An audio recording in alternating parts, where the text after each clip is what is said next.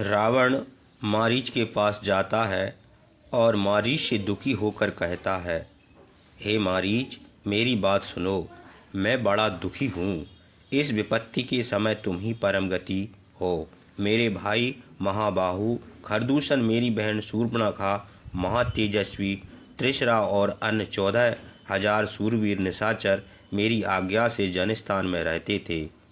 यह तुम जानते ही हो, वे वन में धर्मचारी ऋषियों की तपस्या में विघ्न करते थे। कठिन काम करने वाले शूर, युद्ध में उत्साही और खर की इच्छानुसार काम करने वाले थे। महाबली खर ने अनेक अस्त्र शस्त्र धारण करने वाले राक्षसों को लेकर रामचंद्र से युद्ध किया। रामचंद्र ने कुपित होकर कोई कठोर वचन नहीं कहा और वे धनुष पर बाण चढ़ाकर छोड़ने लगे। मनुष्य रामचंद्र ने पैदल ही तीक्ष्ण बाणों से 14,000 राक्षसों को मार डाला। खरदूषण और त्रिशरा को भी युद्ध में मारकर दंडक वन को निर्भय कर दिया। हे भाई, राम ने बिना किसी शत्रुता के केवल अपने बल के गर्व से मेरी बहन की नाक कान काट कर उसे क्रूप कर दिया। अब मैं उसकी भार्या सीता को, जो देव कन्या के समान सुंदरी है, जन स्थान से हर लाऊंगा। तुम मेरे इस काम में सहायता करो। हे महाबल, कुंभकर्ण आदि अपने भाइयों की और तुम्हारी सहायता से मैं देवताओं को भी नहीं डरता हूँ। हे मारीच, तुम मेरी सहायता करो। तुम समर्थ हो, वीर हो, उपाय जानते हो और सब प्रकार की माया जानते हो। बल में, युद्ध और दर्भ में तुम्हारे समान दूसरा कोई नहीं है। इसलिए मैं तुम्हारे पास आया हूँ। मेरी सहायता के लिए जो काम तुमको करना होगा वह बतलाता हूँ, सुनो। तुम चांदी के बिंदियों से विचित्र सुवर्ण मृग बनकर रामचंद्र के आश्रम पर सीता के सामने जाओ। सीता मृग रूपी तुमको देखकर निस्संदेह अपने पति और देवर से कहेगी, इस मृग को पकड़ लाओ। जब मृग को पकड़ने के लिए रामचंद्र और लक्ष्मण आश्रम से दूर चले जाएंगे, तब आश्रम को सूना पाकर जैसे राहु चंद्रमा को ग्रहण करता है, वैसे ही मैं सीता को निर्वघन हर लाऊंगा। स्त्री के हर जाने पर उसके शोक में रामचंद्र दुर्बल हो जाएंगे, तब मैं सरलता से उनको मार डालूंगा।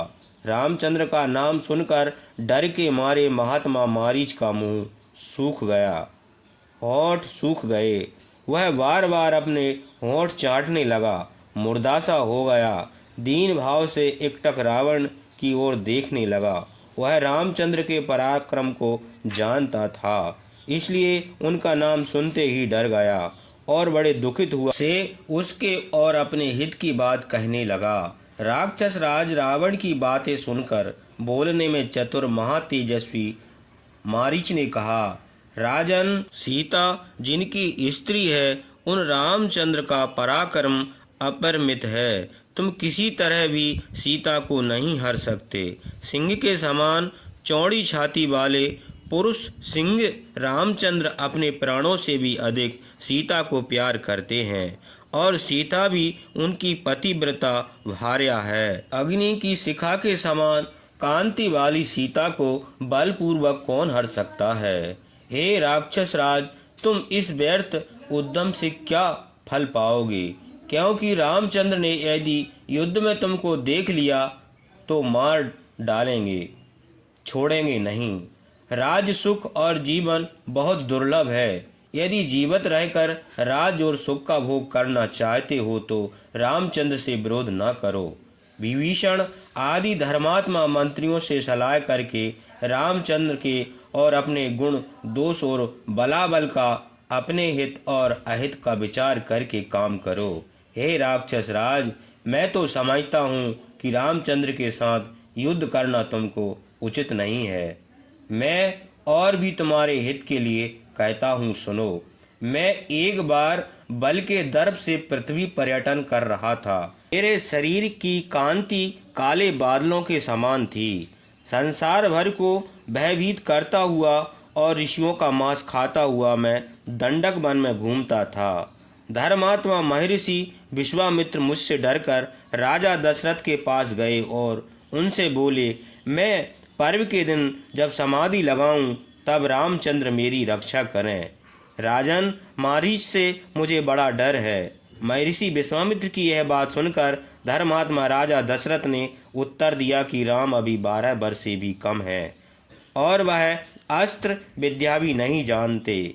मेरे बहुत बड़ी सेना है। हे महर्षि, मैं अपनी चतुरंगिणी सेना लेकर स्वयं आपके साथ चलूँगा और आपके शत्रु को मारूंगा। राजा की यह बात सुनकर विश्वामित्र ने कहा, आप सत्य कहते हैं। आपने युद्ध में देवताओं की रक्षा की है और आपके किए हुए काम तीनों लोकों में प्रसिद्ध है, किंतु रामचंद्र के सिवा संसार भर में दूसरा कोई पुरुष उस राक्षस को नहीं मार सकता। यतेव हे शत्रुनाशन, अपनी चतुरंगिणी सेना यहाँ रहने दीजिए।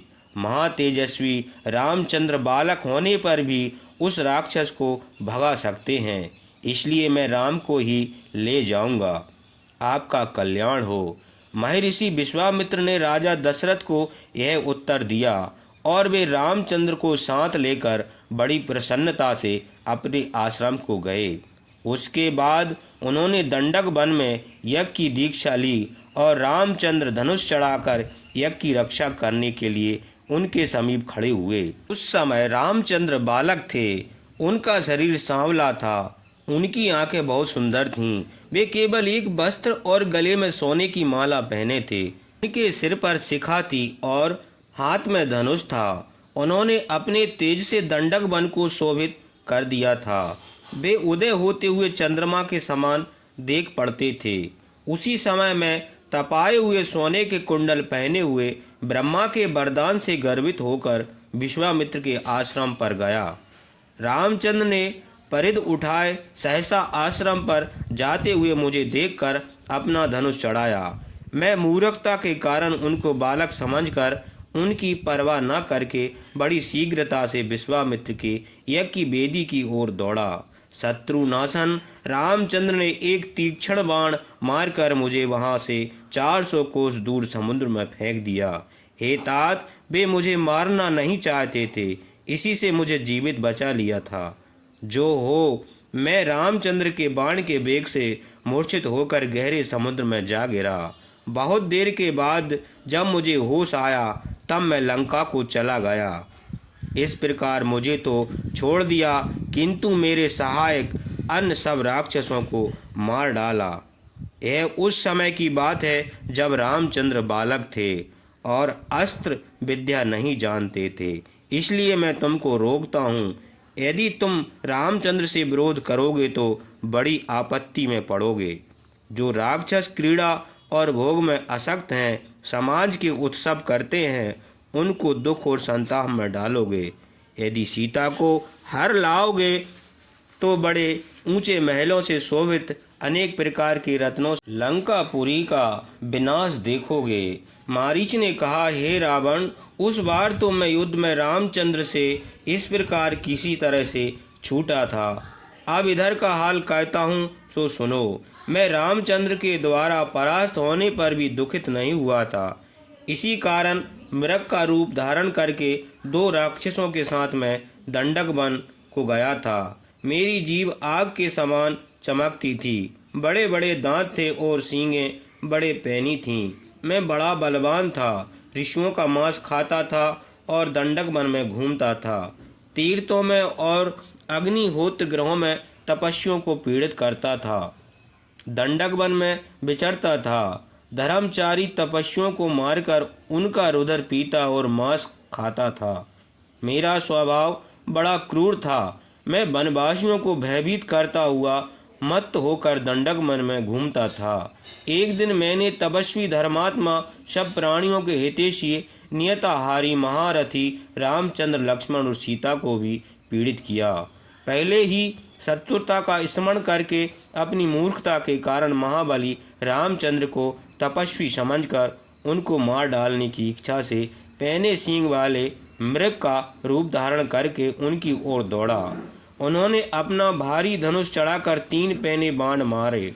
वायु और गरुड़ के समान शीघ्र चलने वाले, रुद्र पीने वाले वज्र के समान अति भयानक वे तीनों बाण मेरी ओर चले। मैं पहले से ही रामचंद्र से डरता हूँ और उनके पराक्रम को जानता हूँ, इसलिए मैं तो भागकर बच गया, किंतु वे दोनों राक्षस मारे गए। हे रावण, इस प्रकार मैं रामचंद्र के बाण से बचकर और जीवित रहकर यहाँ भागा आया हूँ।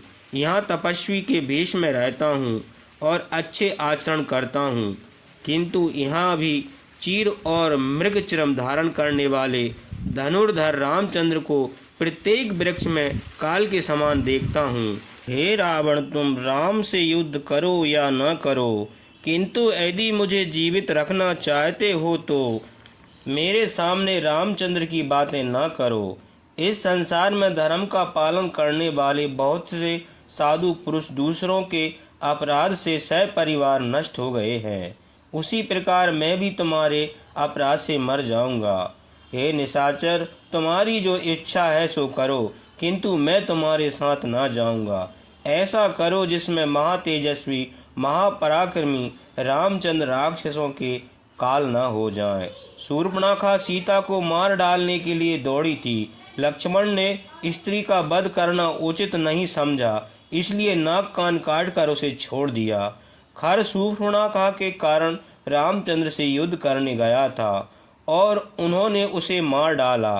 तुम ही ठीक ठाक बताओ कि इसमें रामचंद्र का क्या दोष है। मैं तुम्हारा हित चाहता हूँ, इसलिए अर्थात बात तुमसे कहता हूँ।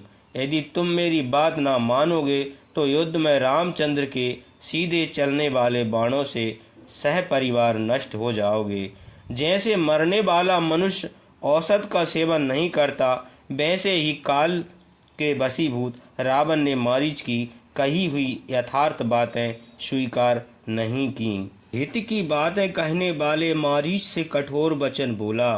हे मारीच, मैं तुमसे केवल इतना ही कहता हूँ कि तुम इस काम में मेरी सहायता करो। मेरी सहायता के लिए जो काम तुमको करना पड़ेगा वह मैं बतलाता हूँ, सुनो। तुम चांदी के बिंदुओं से चित्रित सोने का मृग बनकर रामचंद्र के आश्रम पर जाओ और जनक पुत्री सीता के सामने घूमकर उनको प्रलोभित करके फिर तुम्हारी जहाँ इच्छा हो वहाँ चले जाओ। जनक नंदिनी सीता को माया रूपी सुवर्ण का मृग देखकर बड़ा आश्चर्य होगा। वे रामचंद्र से कहेंगी कि इस मृग को शीघ्र ले आओ। जब रामचंद्र तुम्हारे पीछे दौड़े तब तुम आश्रम से बहुत दूर जाकर उन्हीं के स्वर में हा सीता, हा लक्ष्मण पुकारना। वह शब्द सुनकर लक्ष्मण भी सीता के कहने से घबराकर रामचंद्र के पास चले जाएंगे। इस प्रकार रामचंद्र और लक्ष्मण के चले जाने पर मैं सीता को वैसे ही निर्भगन हर लाऊंगा जैसे इंद्र सची को हर लाए थे। हे मारीच, यह काम करके तुम चाहे चले जाना। यह काम सिद्ध हो जाने पर मैं तुमको आधा राज दूंगा। हे सौम्य, तुम इस काम के लिए दंडक वन को चलो, मार्ग में तुम्हारा कल्याण हो। मैं भी रथ पर सवार होकर तुम्हारे पीछे चलता हूँ। रामचंद्र को धोखा देकर कृतकार्य होकर तुम्हारे साथ लंका को चलूँगा। किंतु हे मारीच, यदि तुम यह काम नहीं करोगे तो आज तुमको मार डालूँगा। तुमको यह काम अवश्य करना पड़ेगा। राजा से विरोध करके सुख से कोई नहीं रह सकता। राम के समीप जाने में तो तुम्हारा जीवन संदेह में है। बहुत संभव है कि भागकर बच जाओ, किंतु मुझसे विरोध करोगे तो इसी समय तुम्हारी मृत्यु होगी। इन बातों को विचार करके जो उचित समझो वह करो। राक्षस राज रावण ने मारीच को इस प्रकार डांटकर आज्ञा दी तो वह निडर होकर कठोर वचन बोला। हे निशाचर, किस पापी पुरुष ने मंत्रियों और पुत्रों समेत तुम्हारे विनाश का यह उपाय बताया है? कौन पापी पुरुष तुम्हारे सुख में सुखी नहीं है? इस उपाय से तुम्हारी मृत्यु का द्वार किसने खोल दिया है? हे राक्षस राज, तुम्हारे किसी निर्बल पुत्र ने बलवान के साथ विरोध कराकर तुम्हारा विनाश कराना चाहा है। हे रावण, तुमसे शत्रुता रखने वाले किस नीच पुरुष ने तुमको यह उपदेश दिया है? जिसने तुमको यह सलाह दी है वह चाहता है कि तुम अपने कर्मों से नष्ट हो जाओ। हे रावण, तुम्हारे मंत्री मार डालने के योग्य हैं, तुम उनका वध नहीं करते, क्योंकि तुम स्वेच्छाचारी और कुमारगामी हो गए हो। तो भी तुम्हारे मंत्री तुम्हें नहीं रोकते। अच्छे मंत्रियों का कर्तव्य है कि वे अन्याय करते हुए राजा का अन्याय करने से रोकें। हे विजयी, हे श्रेष्ठ राक्षस, मंत्री राजा की कृपा से धर्म, अर्थ, काम और यश प्राप्त करते हैं, और यदि राजा की कृपा नहीं होती तो सब व्यर्थ हो जाता है। राजा के अन्याय से प्रजा को बहुत दुख मिलता है। प्रजा के ऐश और धर्म की प्राप्ति का कारण राजा ही है।